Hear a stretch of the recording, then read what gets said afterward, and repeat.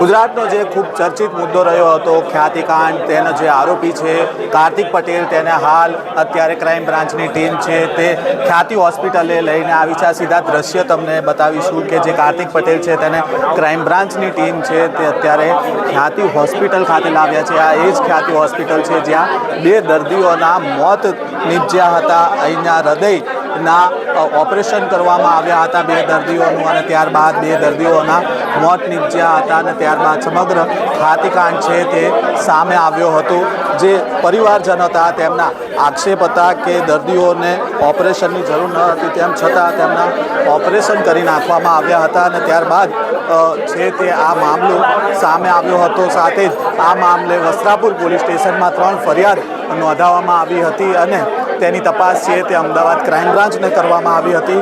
ખ્યાતિકાંડમાં અત્યાર સુધી ટોટલ 9 આરોપીની ધરપકડ કરવામાં આવી છે, જેમાં વાત કરવામાં આવે તો ડૉક્ટર પ્રશાંત વજીરા, રાહુલ જૈન, ચિરાગ રાજપૂત, મિલિંદ પટેલ, પ્રતિક ભટ્ટ, પંકિલ પટેલ, ડૉક્ટર સંજય પટોડિયા, રાજશ્રી કોઠારી અને 2 દિવસ પહેલાં કાર્તિક પટેલ જે આ હોસ્પિટલના ચેરમેન છે તેની ધરપકડ છે તે કરવામાં આવી હતી।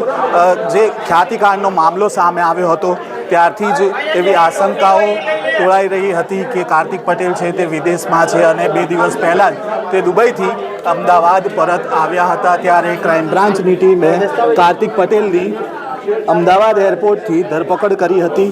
આ જે સીધા દ્રશ્ય છે જે હોસ્પિટલના તમે જોઈ રહ્યા છો તે કાર્તિક પટેલની ઓફિસના છે। ખ્યાતિ હોસ્પિટલ ખાતે આવેલી કાર્તિક પટેલની જે ઓફિસ છે તે જગ્યા ઉપર જે કાગળિયાઓ છે તે ક્રાઇમ બ્રાન્ચની ટીમ તપાસ કરી રહી છે અને જે જગ્યા પર કાર્તિક પટેલ દ્વારા જે આખો કારોબાર ચાલતો હતો ખ્યાતિ હોસ્પિટલમાં તે જગ્યા ઉપર ક્રાઇમ બ્રાન્ચની ટીમ છે તે કાર્તિક પટેલને લઈને પહોંચી છે અને તપાસ શરૂ કરી છે।